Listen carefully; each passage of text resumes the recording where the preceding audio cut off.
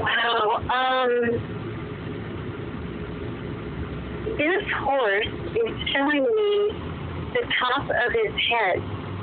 The top? And yeah, the very top of his head, like the pole area. Uh-huh. He thinks that at some point he's had some damage to his skull. I don't know if you might want to get the owner to have the vet x-ray this area. Okay. Because it looks to me like, and I would feel around up there. Sometimes you can feel this, but sometimes you can't. Right. It feels to me like part of the skull might be putting pressure on the brain. Oh, wow. There's a lot of pain up there for him, and it causes him to have a lot of headache. It also causes him not to see well sometimes out of his right eye. And, I mean, a person did this to him. I wouldn't know what is wrong with a person that would hit a horse hard enough to fracture their skull. Obviously, they've got some mental issues. Yeah. But first, that would be the first thing I would do is let's first x-ray the skull area and make sure that we don't have some sort of problem up there. Wow.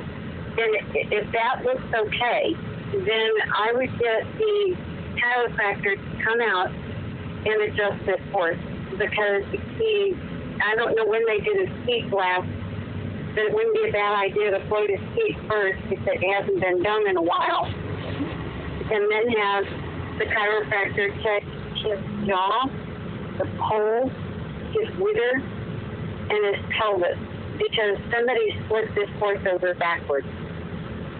Really? And that could have been what caused the damage to the top of the head. Well, see, me and him we came over backwards, but he just lost control of his hind end, and he fell. I went in the hospital.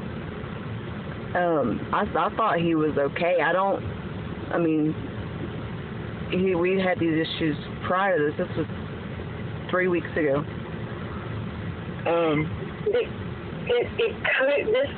This may have re-injured it, but there's been a pre-existing problem there, and right. That's why he couldn't handle his back end either.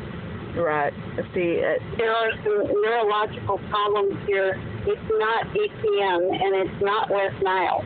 So don't let the vet go off the deep end and try to give you EPM medicine. I'd already had a massage therapist try to tell me he had EPM. No. Or something of that nature because of the way he carries himself. Well, whatever. That's not always EPM. And if you go getting them those drugs and it's really not EPM, you can do a lot more harm than good. Right. So that is not something we want to do right this minute. First, we want to make sure what we're dealing with here. Right. Because I'll just tell you, this looks to me like very much like a horse that I read for about 6 months ago, and I told the woman, my friend, had the horse in to help reschool it because it had behavior issues.